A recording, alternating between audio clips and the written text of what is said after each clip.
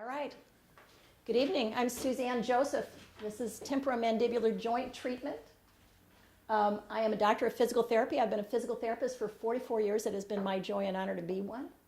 I have certifications in integrative manual therapy, autism, and women's health. Now, what's the commonality in all of that? Well, the commonality in all of that is the nervous system. So I'm going to be talking to you a lot tonight about the TM joint because it is a very important part of the nervous system. I want you to understand that the jaw joints and the spine are interdependent. Right now in medicine, what we do is we totally forget this area because we think it's dental, but it's a interdependent whole. And the PT profession, as people who treat synovial joints, and there's two synovial joints on each side, we need to get active and bring this into the awareness of physicians. Too many people are on drugs and medicines that they don't need to be because we've failed to evaluate this. So we're going to be looking at jaw treatments, and I want to teach you how to speak dentist because I want you to become familiar with talking to dentists. My wonderful mentor for the last 30 years has been Dr. Peter Pagano of artisticdentistry.com. He is a St. Louis dentist, but he kind of has gone with me all over the world to teach. I've taught for Munich seminars, Northeast seminars, so I've kind of been around the country and around the world teaching, and he's been a wonderful friend to me to kind of help me incorporate PT principles with the dental principles. He has a radio show in St. Louis if you're downstate. It would be very entertaining to watch. KXCN, 1010 a.m. or 104.5 FM on Friday mornings from 10:30 to 11:30 a.m. It's called Right to the Doctor, and he does this with another doctor that's not a dentist. He's a manual practitioner, and it's Dr. Rich Cranial. He supplied my Splint data tonight, and he taught me how to speak dentist, and I say he's my partner in crime in all things TMJ. So many thanks, Doc Pete. I read a number of years ago, the way I got into this was I read Proposed Chronology of Forward Head Posture. It's a Michael Darnell article that was in Physical Therapy in 1983. And he found that when he got patients that had poor posture, they also had jaw problems. And he noticed that there was an interdependence. And he had this whole list. You want to look at the article, it's great. Of this causes this causes this causes this. It was a continuous downward spiral of poor posturing, which that includes us. So in addressing posture, we must include a check for masticatory disorders. So you'll recognize this lady. I'm standing right in front of you. I see so many people who do this. They're sitting on their computer or they're at home, and that's the way they're doing it, and they're on their phone.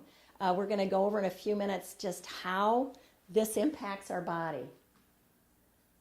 Let's look at interrelationships. We have the platysma muscle at the very minimum that starts up at the jaws. It goes down. I'm not clicking here. Okay. The platysma muscle goes down here and attaches on the shoulder girdles. We have the hyoid muscles. The hyoid is a bony area. You go straight back from the chin and go back, swallow, and your hyoid will go up and down. And these muscles and these muscles are in opposition. So if there's something that I'm doing improperly with my jaw, it can impact everything all the way down into the front of the chest. Our omohyoid is the scapula, and it goes all the way up here and through a sling attached at the SC joints. It goes up and attaches on the hyoid. There's a lot of upper quarter interrelationships where the jaw impacts that, and they impact the jaw. Okay. Hyoid, I think I went over that pretty well. You've got your nerve. The thing is we have 12 cranial nerves. The trigeminal nerve is the largest nerve. It feeds the muscles of mastication. It also has some branches that go into the ear. There's a muscle called tensor tympani that attaches to the neck of the malleus, and in many times when you have a TMJ patient, they may have arrived to you because they're having ear noise or ear sounds or tones. Certainly you need to be looking at the jaw if you have anybody with that kind of a diagnosis.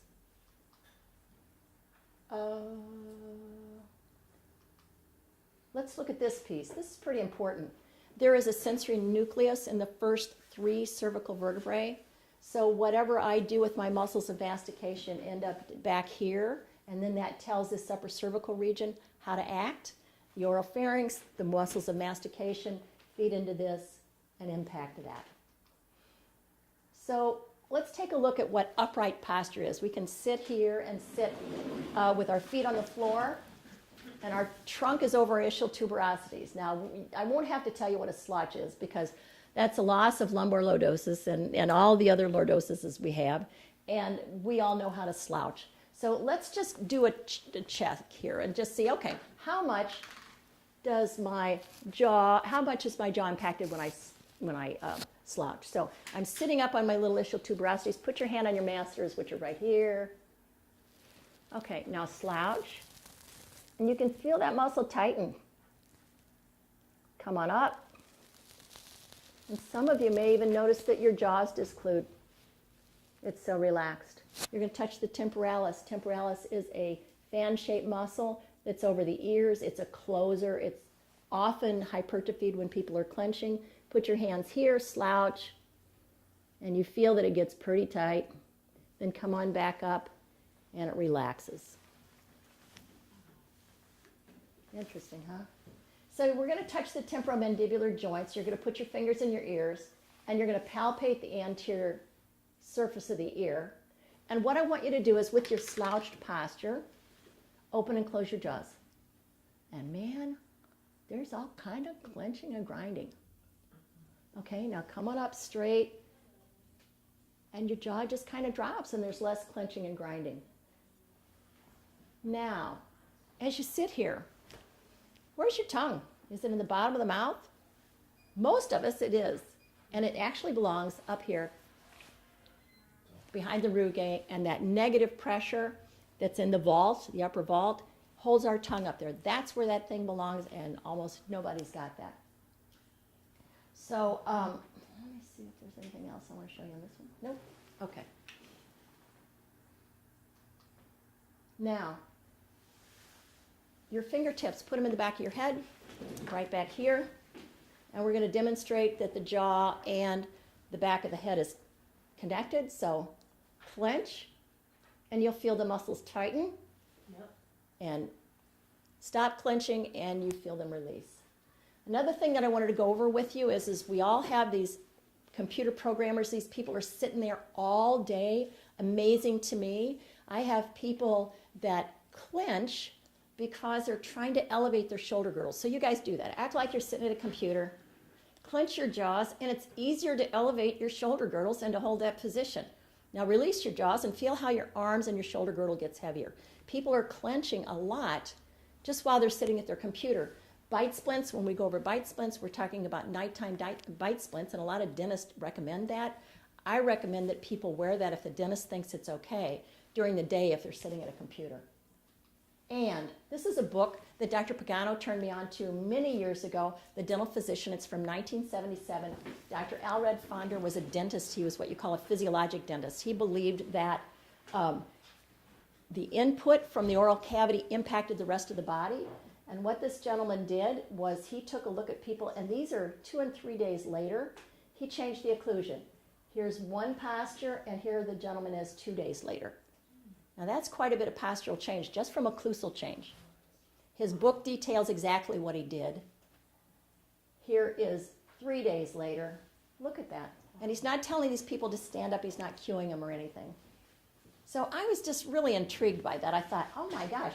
And then I looked in there and I saw radiographs that he was able to take. He had a chiropractor allow him to take radiographs. Now, you know, guys, we're not going to take x-rays for people just to see if they're occlusion. You know, we're just not going to do that. But in that day, I guess it was allowed. He was part of a University of Michigan study, and so they kind of pulled out the stops and allowed him to take some radiographs. But you can take a look here at that sway. The guy's kind of hanging on his front ligaments, and this one he's more erect. This one, if you take a look at that aberrancy in here in particular I'm drawn to, this is straighter. So there's quite a bit of skeletal position change. So I was kind of like, that's really hard for me to buy and hard to believe, but I thought about it. You know what? If I had a sliver of food in my teeth, that activates my sensory receptors in such a noxious manner. It just almost takes over my nervous system, and it tells my motor system to act. I just got to get that thing out of there. Now, this guy isn't attractive, but he's going to get that thing out of here. So, basic neurology, sensory and motor out. So I'm looking at afferent input from the oral system. going into the dorsal horn, coming on around, and coming out and affecting the motor, through the motor neurons, affecting the spine. So it's basic neurology that we learned the first few days of school. Sensory in, motor out, and I'm going to show you how that works.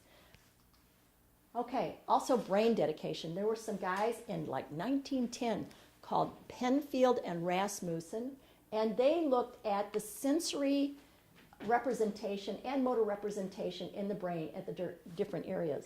When Fonder looked at this, he saw that the face and the oropharynx are about anywhere from 1/3 to 1/2 of that sensory input. So that's quite a bit of sensory input that we're impacted by the oral mechanism. Now we're going to have, I have a guinea pig here who will be my victim, so come on over here.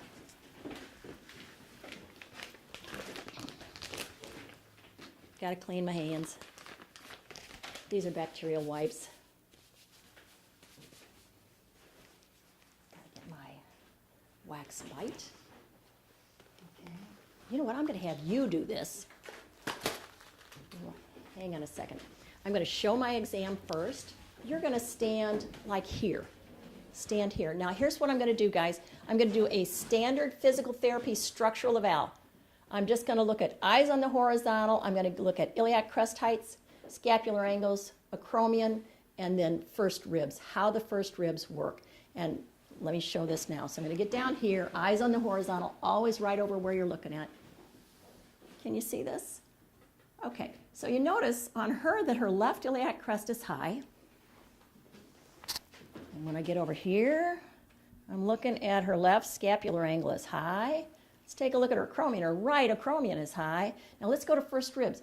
First ribs, what you do is you just fall off the big fleshy area here and you fall into the first rib. Now, if you don't know if you're on it, take a deep breath. It goes up and down. So that's the way you know you're on it.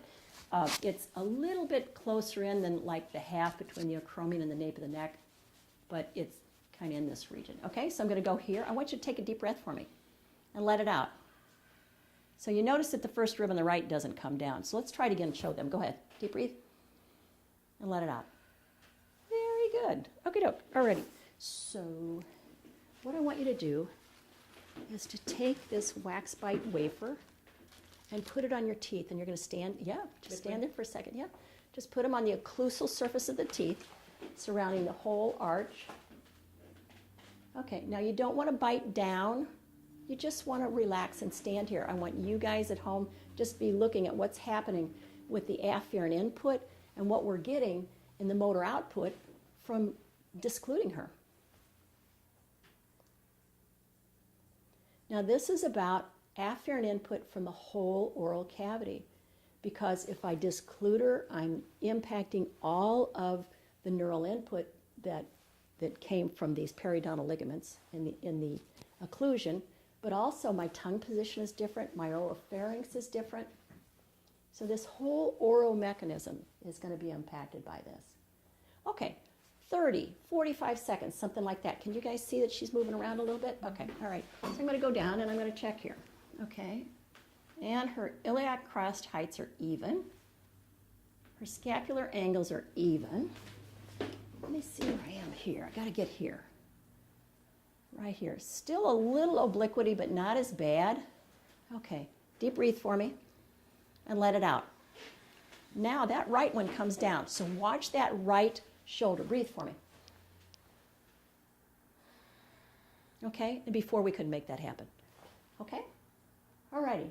So I'm looking at her as somebody that I know that I've got to treat the oral cavity to see what's going on with her. Okay, so patient, I'm going to have you stand here for just a second. Okay, now what I'm going to do is show you, I haven't treated her yet, but because I'm going to allow her occlude again, that sensory input from there is going to go back in the nervous system again, and I'm going to see what happens to her posturing. Okay, all right. Spit that out for me.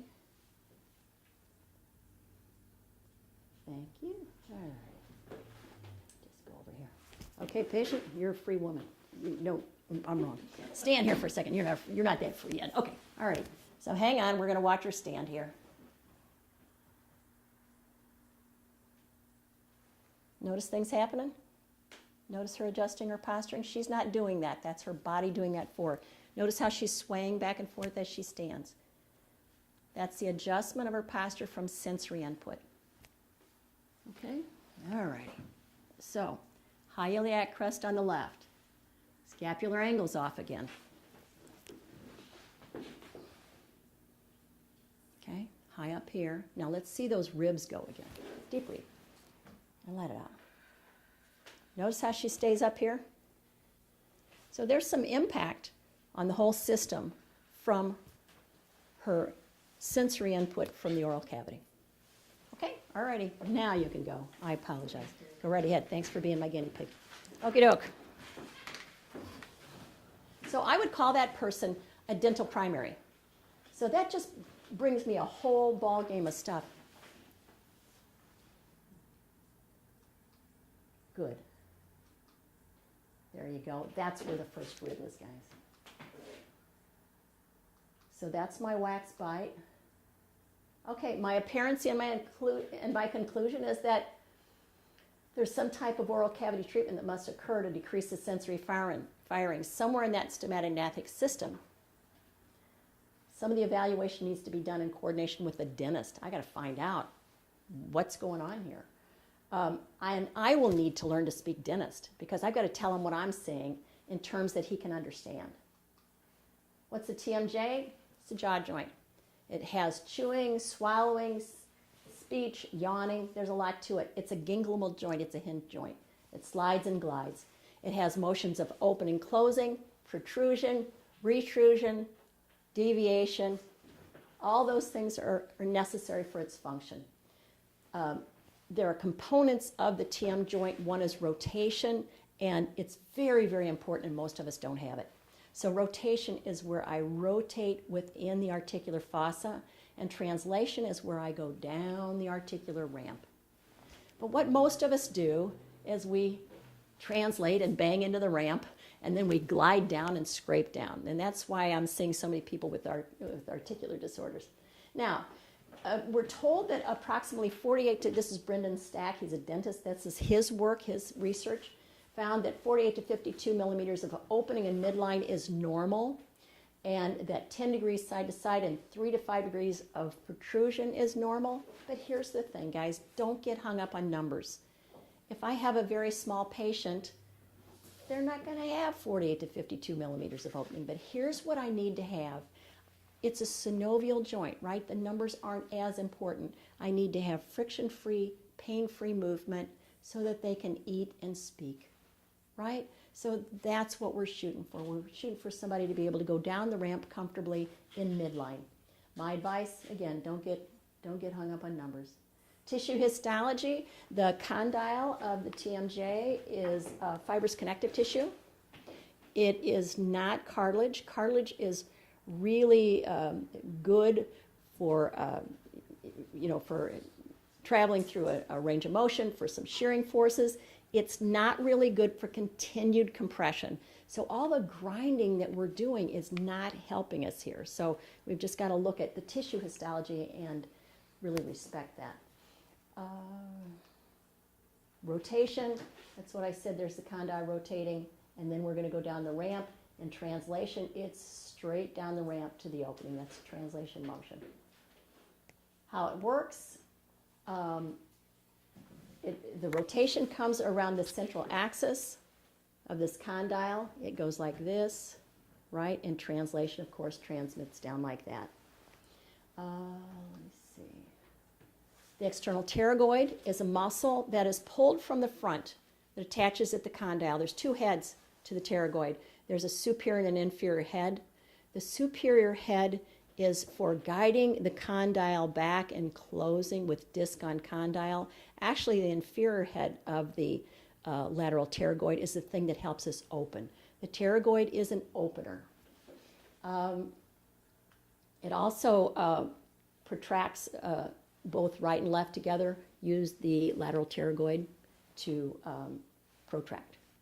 And when I get the medial pterygoid and the lateral pterygoid on this side moving together, they deviate my jaw to the left. This is how this mechanism is. We're going to be talking about this pretty soon. This is a posterior band. It's very vascular, very neural. And it's continuation with the disc. And you see again what I had said. This originates here. This originates here.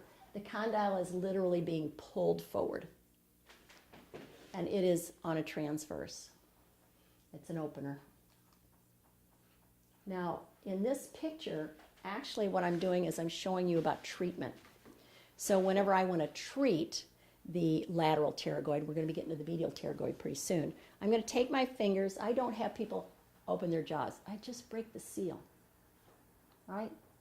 And so you can just run your fingers along the outside surface of the teeth and go straight back to get medial pterygoid. It's up and down here. And lateral pterygoid, all I have to do is go in here and kind of go up a little bit. Now, what if I don't know if I'm on them? You're talking about something that's millimeters away. Since the lateral pterygoid is an opener, when I'm back here and I'm superior and lateral, what I'll do is just resist opening a tiny bit and it'll pop right into my fingers. If I'm looking for medial pterygoid and I go straight back and it's like, I don't know if I'm on it, then I'm just going to resist closing a little bit and it'll pop right back into my fingers. Now, my work is a work that I term Joseph Body Works. It's a special way that I treat fascial tissue or connective tissues. And I only use anywhere from 5 grams to 1 pound of pressure on anything. Because you alarm the body, you alarm the nervous system. This is a very highly innervated area.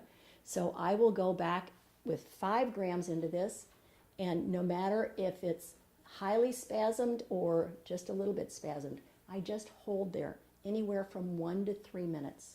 I teach the patient how to do this too. It's very comforting. It'll really help relieve a lot of symptoms for them. Okay. The closers, I talked about the masseter and the temporalis. We've talked about the temporalis is a whole big guy here. Has a lot to do with closing. People that come in and tell you, oh boy, this is really sore, I've got a headache, you really need to be looking at their clenching. Masseter, you can see here, goes up here to down here. Feel on yourself right now. Feel if you've got one masseter that's tighter than another. Okay? So remember that. Now, this is a neurologic system. So I don't know if you remember when you were in school, when you got your reflex information on Babkin. Do you remember Babkin? It was about hand-to-mouth activities. It was part of our developmental substrate. So right now, find your most spasmed masseter. And this is what we're going to do. We're going to stimulate Babkin reflex. Now, here's the way I do it. 1, 2, 3, 4, 5. Pretty firm. Don't hurt anybody. But just do that. 1, 2, 3, 4, 5. Okay? Do it 3 times.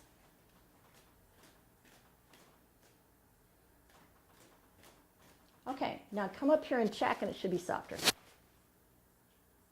Okay? So I teach my patients that. This is a way when you're sitting at your computer and you find that you're clenching your brains out, get them doing this. Get that masseter release. Do it before bed.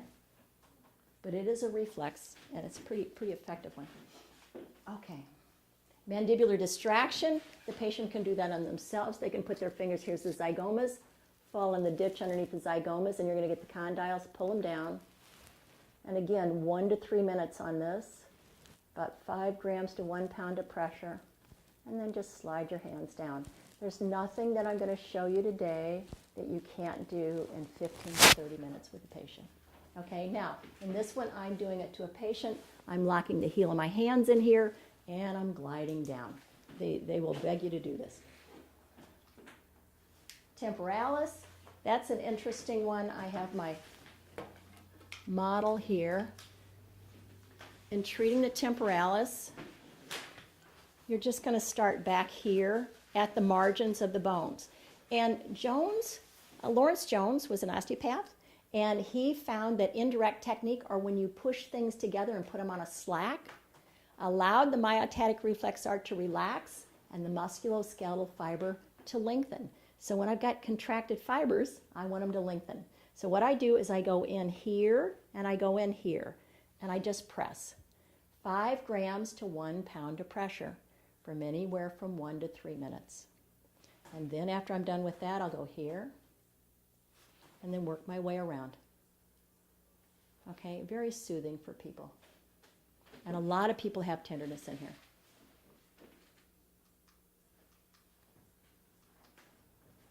Okay, medial pterygoid.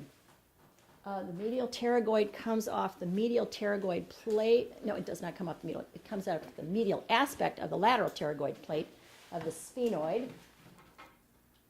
The sphenoid bone is here. So the lateral pterygoid comes off of here. The medial pterygoid comes off of here. But it goes vertically down. Remember how the lateral pterygoid is a transverse? This one is superior to inferior. Now, on the other side here, as part of its muscular sling, is the masseter. So the masseter and the medial pterygoid are closers. So that's some of what we're working on here to relax. Now, if I want to treat the medial pterygoid, as I mentioned before, you're just going to go back along the occlusal surface of the teeth, and in this case, go straight back. If I'm not sure if I'm on it, I'll resist closure a little bit, and that'll pop into my hand since it's closure.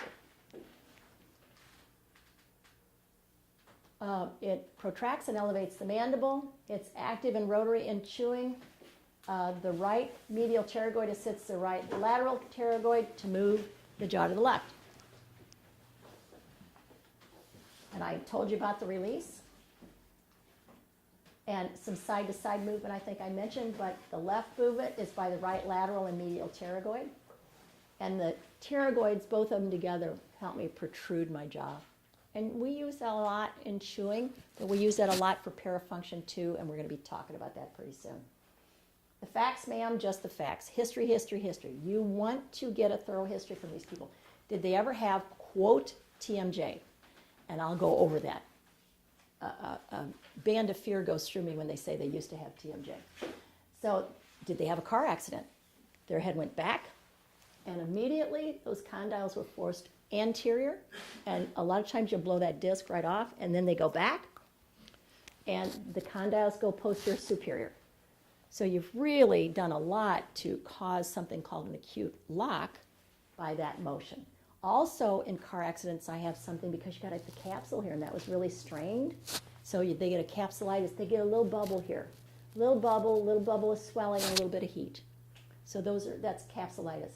Did they ever have a blow to the face? I mean, all these kids are in sports these days. It's just amazing to me, the number of kids that are getting blows to the face. Do they have any symptoms of pain or dizziness? Or if they say to you, I woke up with a headache, ding, ding, ding, ding, ding, ding, that is you have got to check that oral cavity. Because we were just talking earlier about how when we clench, we cut down the circulation to the back of the head. We're not getting circulation into the head, and we're going to get headaches. So do they have any lost teeth? A lot of people, this is expensive stuff sometimes, particularly older adults, they won't replace their lower teeth. Now, the teeth above and the teeth below form a separation force so that the condyle doesn't go too high. If I don't have teeth, I overclose, or I go in there and I can develop arthritis and pain just from those kind of things. So it's hard to think about doing all this dental work, but it's very, very important to maintain your teeth throughout life. Does your patient, do they chew on the ends of pencils? Nails? I mean, I have carpenters that walk around with nails in their teeth. That's amazing to me. Do they lean on their jaw when they're sleeping? This is something, too. If you have a patient that can't lie back and they have difficulty breathing, sometimes it's because when the jaw goes back, they kind of lose their airway. You've got to look at that piece. So you also, too, want to do an exam where you open the cheeks again, and you want to look in there. Are they chewing on their cheeks? Are they chewing on their tongue? Because a lot of people do, and they don't even realize this. And they're biting holes in their cheeks and their tongues, too. Okay, parafunctional habits. Oh, my gosh, this was the most memorable thing to me. I had a young man who came in who had played a lot of lacrosse, and I guess there's just a lot of checking in that sport. And he was talking to me, and his jaw went out, and he went, bam, and knocked it back into place, and then he just kept on talking. So it's like people get used to this thing falling apart, and it's like, no, you don't want to do that, because there's a lot of very vascular neural structures that are very tender in there. So we need to be gentle with our joints. Some people will push under their jaw when they're sleeping to avoid snoring. And that is just continued weight bearing on these joints that aren't designed for that. That fibrous connective tissue doesn't do well with that. What does normal look like? I can look face onto the person. I don't see any chipmunk cheeks. I don't see them like hypertrophied out here. There's no swelling. I don't feel any heat or tension. And I put my fingers in their ears. You guys try this. Put your fingers in your ears. This is your exam. Open, straight line, straight open. Easy, normal. Okay. And you'll see a lot of people, they'll do this. Okay. That is a deviation. Some people do this. That's deflection. Either way, they're shearing in the joint, and a joint that's not supposed to be getting shearing forces. Okay. What does abnormal look like? Most people, can kind of know that. Okay, put your fingers in your ears. So if I tell somebody to open, they're going like this. And that's all they can do. There's some problem there. We're going to be talking about that. If you put your hands in their ears and you feel like a squish, or they say they feel a squish, a lot of times that disc is dislocating and relocating. It's not to the point where it's popping yet, but it's that connective tissue that's not articulating well. So you'll feel it from palpating in the ears. Any squishes. Now you also want to, and we're going to be talking about this pretty soon, open your jaw really slowly. And does anybody feel a click? Yes. Okay. All right. And so we're going to be talking about opening clicks. Now, when you close, do you feel a closing click? No. Okay, good. And that's the typical, guys. The same mechanism happened when she opened and closed, but the closing click isn't as common. Now, we want to be looking at having our fingers right here, and when we open, is there a space that occurs here, and is it equal right and left? Are there any hot joints? Are there any painful joints there? Looks weird, but that's what you're going to do. Put your fingers in their ears and you tell them, look, I know this is weird, but the ear canal right there is cartilage, and the TM joint just butts up to it. So a lot of times I've palpated here, and I don't feel anything. It feels great to me. But when you put your fingers in the ears, that's when you find the stuff that concerns you. You're looking at evenness of motion as you palpate the condyles. You're looking at, do they go all the way down the ramp? Meaning that, do they excurse all the way through equally? Gloved intraoral exam.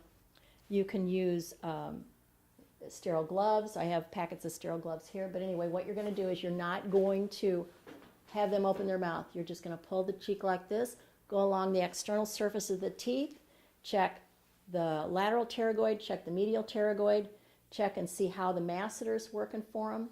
And then you're going to go out and you're going to be checking that temporalis. You're going to have them do this.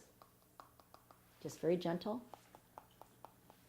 And see how much that temporalis pumps out at you. And when I take a look at when I do any of my exam, again, intraorally it can be very tender. Extraorally I feel fine with the 5 grams and that feels good. But sometimes you may even have to go to 1 gram. These areas are just so tender on people. Okay, evaluation. Are they swollen? Are the masseters like chipmunk cheeks hypertrophied? Do these people bite their nails? Look at their nails. Nail biting is really a major parafunction. Do they have missing teeth, particularly in the posterior? Look at their gums. Are they red and swollen? You ask them, how long has it been since you've seen your dentist? Oh, gosh, 3-5 years. Okay, all right. Find out if they are flossing. Find out their oral habits. You got to know this because a lot of times they're not going to the dentist because they have periodontal disease, and they do not want to address that. That is a major aggravator of the oromotor system, major. So that will really get the nervous system's attention, like the sliver of food in the teeth, and you have got to get that looked at. Okay. Common TMJ problem, clenching and grinding, which we talked about. Many people do that. Some people do that just so they can type on their computer all day. Joint mice, meaning that some of the articulation, the disc, the condyle, some of the posterior band has broken off, and you get kind of like through that, and that can be a real aggravator for the system. Dislocking, clicking, stuck open, stuck closed. Capsulitis, most of the time when I see capsulitis, it is related to an accident, little bubble, heat. Arthritis the Tmj, after I have abused my jaw joints so much, my posterior band and my discs just get worn down so that I'm on bone on bone. And then I get osteophytes, and I get all the inflammatory thing if I do any joint. Nerve problems, trigeminal neuralgia, that is a whole thing in itself, guys. I'm going to be talking to you pretty soon about using ice for jaw joint problems, but truly people with trigeminal neuralgia, they don't have the recoverability. So trigeminal neuralgia is a specific thing. You definitely can make some gains in that. I like microcurrent, but you got to go at it real, real low, like 0.3 hertz to begin with to get that ATP production. But you really have to watch it and enter the system very gently with trigeminal neuralgia. But all of these, I'm going to be talking to you about heat and ice and different modalities.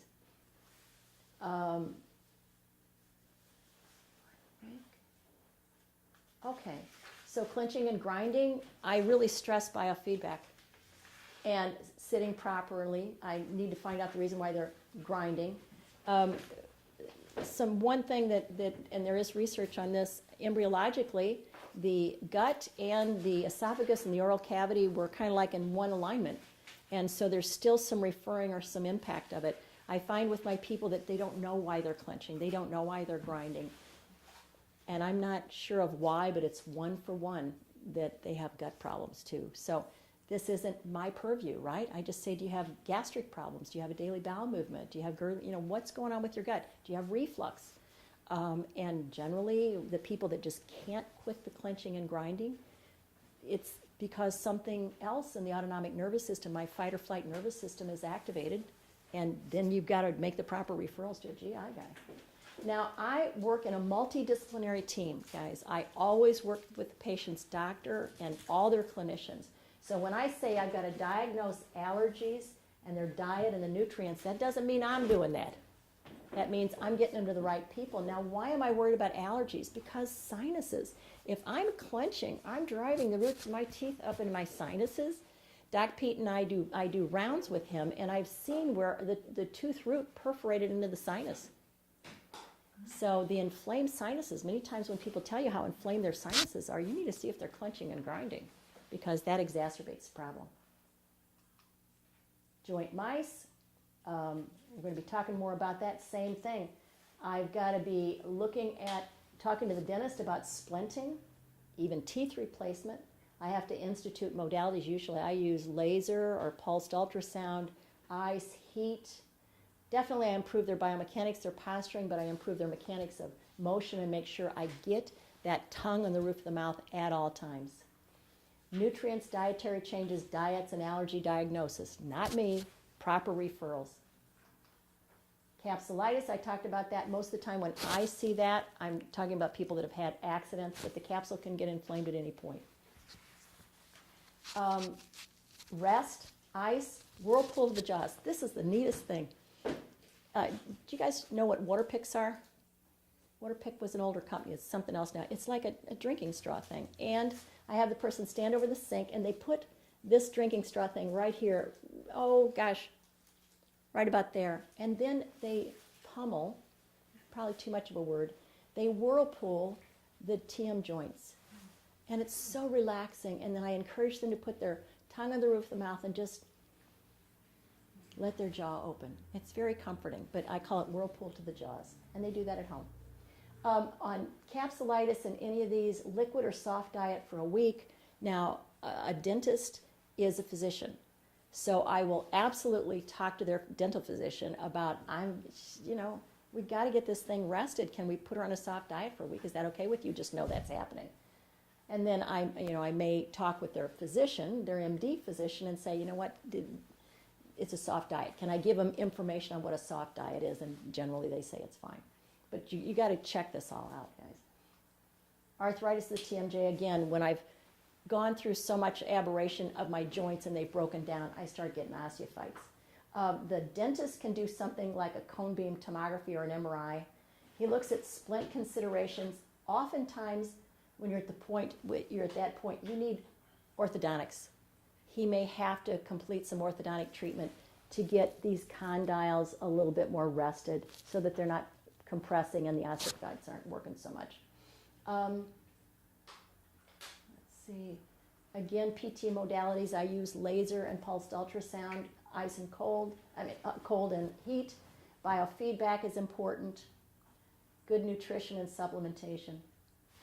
Tincture of time, it's unbelievable, but this joint can repair itself better than almost anything. I've just been really amazed with the proper splint therapy, the proper orthodontics, and my proper care, how much this joint can remodel, meaning that it is kind of a little nubby thing like that. A lot of times when you're clenching, it just kind of gets broken off, or it's called a beaked mandibular head. Instead of being this, it's just kind of cut like that. You can see it on a Panorex. That's something that you can get the dentist to do. A Panorex is that little machine that just goes around you, right? And you can see the position of the condyles. You can see if there's a disc that's forward.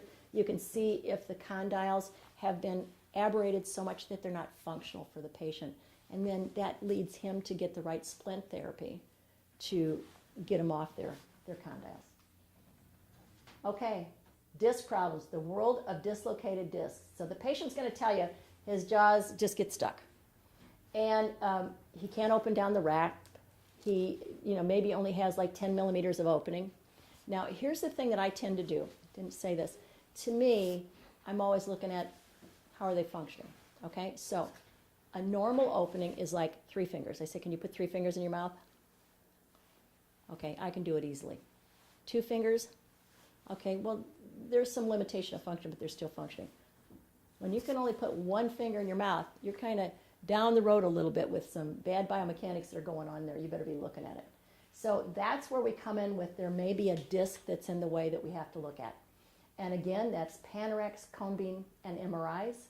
And what I'm going to do for a person that has any of these symptoms, well, we're talking about arthrokinematics, swelling, inflammation. I'm going to be looking at PT modalities, exercise, home management, talking with everybody about these kind of things, the doctors getting their medical team going on diagnosing all of these pieces. Normal disc movement. You guys have this, but I think that this thing's kind of hard to understand, so here's what I did. Let me get this guy. So let's look at what happens to the jaw joint. Okay, normal. Let's look at what we've got here. The disc is in red. The black thing is the articular surface. This is the ramp. This is the ramp that I'm talking about going down. This is your temporal bone. This is the articular fossa. So that's my articular surface. The posterior band is this blue thing here. Very vascular, very neural. You do not want to be weight bearing on that. Okay? And then there's the condyle. So this condyle rotates, then it translates. And the inferior head of the lateral pterygoid with the disc on the condyle is going to allow me to open. And then what happens is the superior head of the lateral pterygoid is going to, with the condyle, it's going to move it back. It's going to move it back, and then I'm going to drop into this articular area again, and I'm well seated. Now, when I'm in that articular area and I'm up in here, the dentist call that centric relation. They want everything to be centric relation. Okay? So this is normal. But most of us aren't normal. So let's look at this guy. It's a little more complicated. I've got my condyle, and here's my disc. And again, I'm waiting for all of this to occur where the inferior band, the lateral pterygoid, inferior band pulls me forward, and then the superior band can bring me back. So let's look at that mechanics of that. I come out of the condyle, bang, I hit this disc. I pop right on it, and then the condyle and the disc go through opening. Then I get the superior lateral pterygoid to help bring me back, and bang, right there. I hit that disc again, and I go under it, and I pop on, and then I seat right here. So that is an opening and a closing click. It's what you call a reciprocal click. Now, you had mentioned you have it on opening, you don't have it on closing, and that's often. Now, when you close, do you feel like that kind of like squish?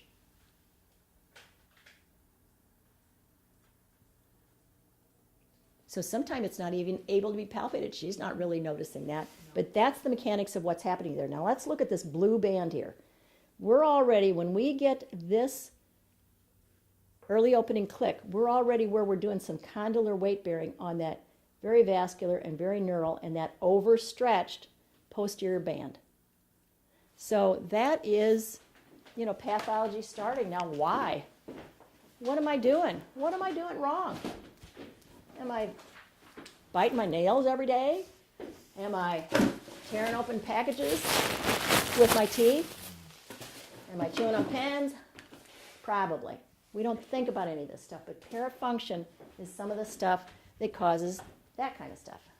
Okay. Reciprocal click. Okay. Acute lock. This is a little bit increased pathology. Here's my condyle. Here's my posterior band. I'm stretching and I'm weight bearing on that posterior band. I start to open, but the disc is down there and it's all bunched up, and bang, this condyle can't go underneath it now and pop. It just goes and bang, and it stops right there. Usually that's anywhere between 10 to 20 millimeters. That's kind of like this guy, right? That can only put one finger. It can't really do the two fingers, but about one finger. That's an acute open lock. You guys have probably heard that term. That biomechanically is what's happening. I lock on the opening, which means I'm banging into a disc. Now, here's the thing that is my pet peeve, and I'm so glad I don't hear about it anymore. So the thing is I used to have patients, and they'd go to some clinician, and he would give them something to jack their jaw open, because this is serious. People want to eat, right? And they want that jaw open. It scares them to be so closed. But when you jack that jaw open, what you're doing is you're dragging this disc down here, and you're dysregulating this whole posterior band and all of it, right? So it's not a good scenario to do that. And I'm going to show you what to do that is a good scenario to take care of that. Okay, now, let's see, acute closed lock. I think I told you about that. Now, in this one, this is the one, I didn't show you closed lock. Okay, I think I lost a little bit of my stuff here. So in closed lock, I go down, here's my disc and here's my band, and it's all getting kind of waffly and not looking good too much anymore. But I can get my condyle to go down all the way down here, and I come back here when my superior lateral pterygoid is bringing me back, and bang, I can't get past this material here. And that is an acute closed lock. And they cannot close like the last 10 to 20 degrees. Now, that's my experience. Some people's experience may be that it's less of a range, but anyway, they try to close and they can't. It's stuck open. And again, I'll show you what to do. That's an acute closed lock. So here's the one that scares the bejesus out of me. So here's the thing. That's what the history taking is that you say, have you ever had TMJ? Oh yeah, I used to have it, but I don't have it anymore. I use my opener, and I force that open, and I'm just doing fine. I haven't had any more problems. But they're sitting there, and they clench all the time. They got chipmunk chinks, and their cheeks are hot here, and they're hot here, and they're spasmed, and their masters are spasmed. Okay, so they've got normal opening, but they've got this. They've destroyed a lot of this stability of the system. So now what they're doing is the condyle can move, and they can open, but they're dragging and bumping on all this material. So what you hear in there is creaking, grinding, clunk. So that's joint mice. All right? And so they're going to tend to bear down, wear this down, get arthritis, those kind of things. Certainly it's inflammatory. Okay? So if somebody tells you they used to have TMJ, unless they did some good orthodontics and they did some good physical therapy, I'm not sold that they're over their problem. right? So just be aware that when you're touching inside their ears and they open and close it, hear this grinding, you've got to help them get better mechanics of rotation, and then they can get better mechanics of translation. You can do that mandibular distraction. You can do the medial and lateral pterygoid releases that I showed you. And you can do biofeedback. You can do laser. You can do MENS, about 0.3 hertz to start with. So there's lots of things you can do for these people, even late. Okay, what to do? Ice, heat, laser, pulsed ultrasound. Guys, in this area, it's a little shallow. Only 0.5 watt per centimeter squared. The 1.5 watt is way too much. 0.5 watt per centimeter squared. MENS, like I said, is 0.3 hertz. The exercises that I use are modified Rockabato exercises. I've taken all the Rockabato classes. I love Mariano Rockabato. I think he was visionary in the 70s and 80s when he came about and really looked at the oral cavity is a part of the body and it's not just dental. So he's just done a lot to advance our profession. Intraoral, I fill an exam glove with water and I freeze it, and then I cut off one of the little fingers and I just beat the heck out of it and crush it down, and then I have the patient run it back here and just ice that, right? Ice on the outside is nice, but getting direct ice on there is really good. If their teeth are hypersensitive, you got to look at that piece. Sometime I'll put like another little glove over it and then run that back there. But that's their home program. Okay. Ice is not indicated with trigeminal neuralgia. I do not recommend that at all. Even the 0.3 hertz with the MENS, you really have to do that to an area of the nervous system. I would tend to go at the back of the neck to begin with. Just enter that trigeminal system very gently when you have trigeminal neuralgia. And you need to see if even that little 0.3 hertz at the upper cervical region, remember those first 3 cervical vertebrae here, just a little bit of MENS in there and see if you aggravate that trigeminal neuralgia. That one's kind of a bear. Okay, I think I've talked about that. Oh, with nerve problems like a trigeminal neuralgia, you're only going to start with like 10 minutes of treatment to begin with. That's all you're going to do. You don't want to do more to these people. The goal is to relax the tissues and increase the range of motion. You don't want them to have a reaction the next day. Trigeminal neuralgia is not something where they have recoverability. They don't. So you want to do so little. I always tell people, I want you to say, I don't think she did much for me, rather than, oh, I'm really hurting, right? So these neuralgia people, they don't have adaptability. So we've got to go at them real slow. Increase 1 minute at a time of treatment with them. Pulsed ultrasound I talked about. The strengthening of rotation, I think I did that, but I want to show you again. Let's do that together. Put your tongue on the roof of the mouth and let the tongue fit in the vault, that upper arch, okay? That's where it belongs, okay? So now sit up straight, put your feet on the floor. This is a good exercise. Deep breathe through the nose and let your jaw drop.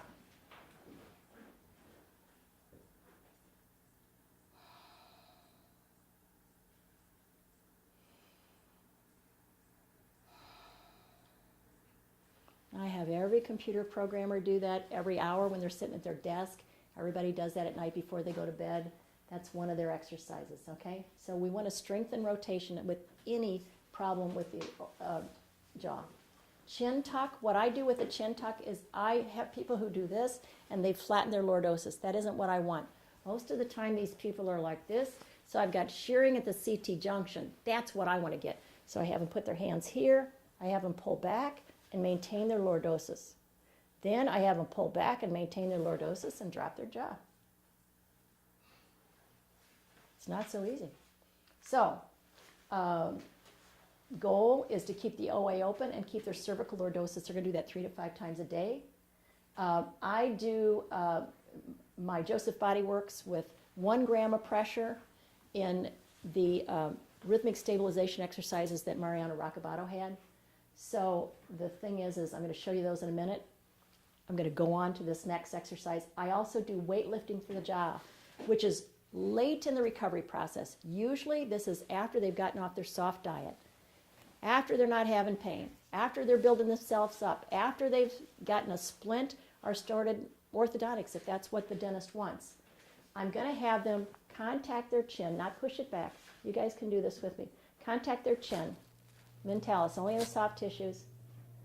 And from the mouth, open position, close. Okay, close. Close. That's later in the game. Do range of motion to that jaw, resist opening and closing. But in the midline, no pain, no forcing. It's only open to something called easy normal. Not this. I don't want to force those disc and condyles over the end of that point. I just want an easy opening. Okay? Now, this is the work of Mariano Raccabato. Put your finger right here. Now, I learned it where you really press. I found that for my patients, particularly a lot of my patients had a lot of temporalis stuff going on, I could only use 1 gram of pressure, which isn't enough to even get to the bone. So I'm going to open and press 5 seconds. And now I'm going to switch and do it 5 seconds. Now open. Tongue on the roof of the mouth on this, guys. I'm talking, but you want to have tongue on the roof of the mouth for this. Open another 1/4 inch.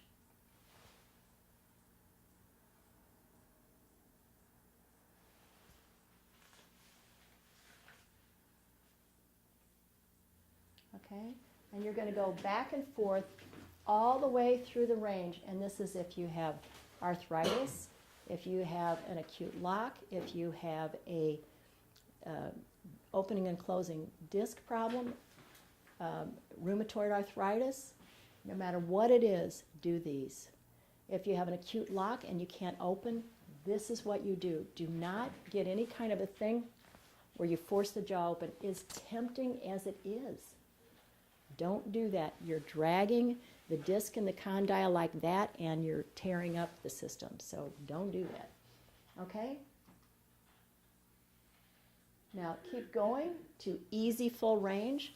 This is rhythmic stabilization. It's kind of a contract, relax thing, right? So the thing is, as I do it, I'm going to do it 5 times, a couple times a day.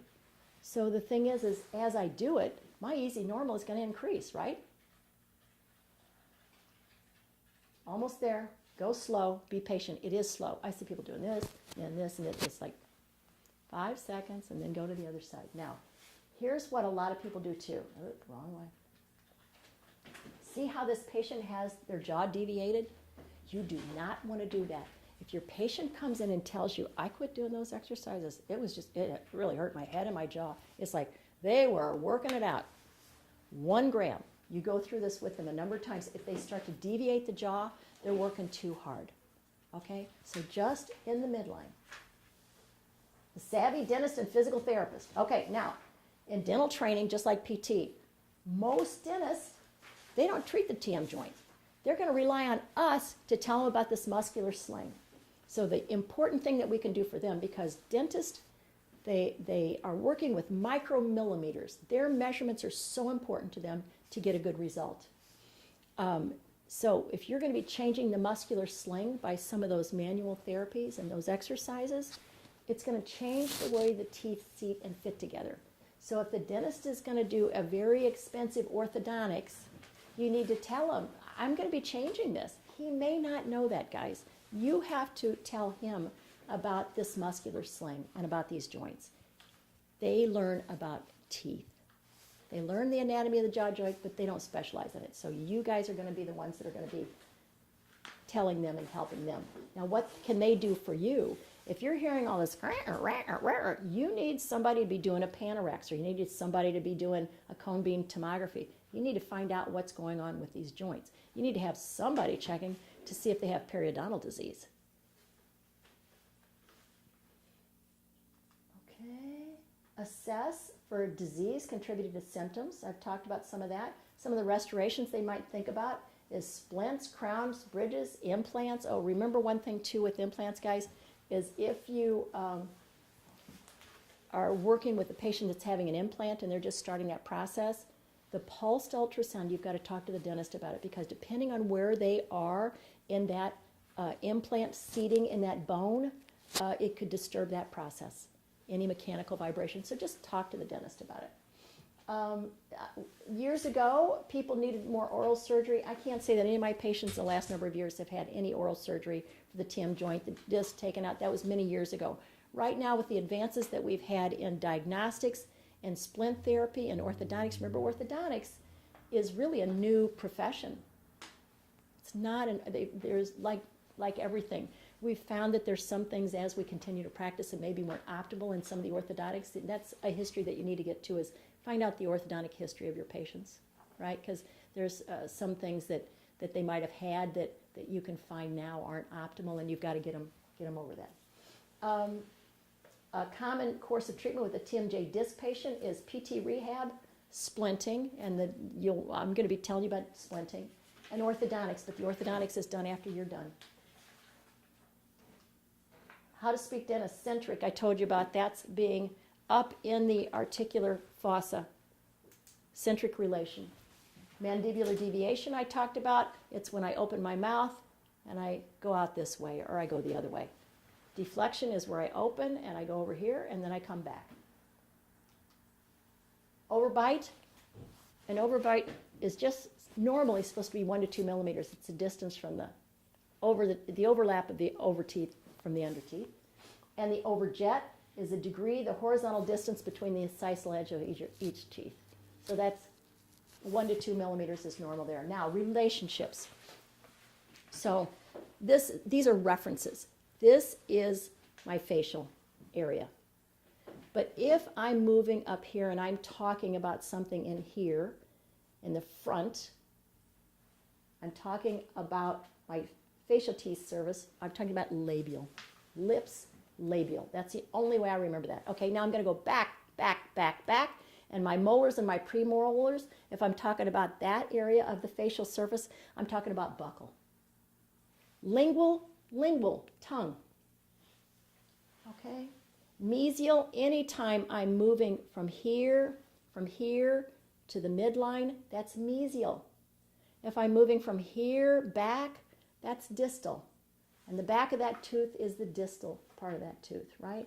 So those are just some references. Trismus is just prolonged spasm of muscles of mastication. We've already looked at that, and that's our medial lateral pterygoids, temporalis, masseter. Okay, now Dr. Pagano gave me this information, functional occlusion from TMJ, from smile to design. A flat plane lower splint is called a permissive splint because it allows the jaw just to move. You don't have any occlusal guidance if your occlusal contacts are off.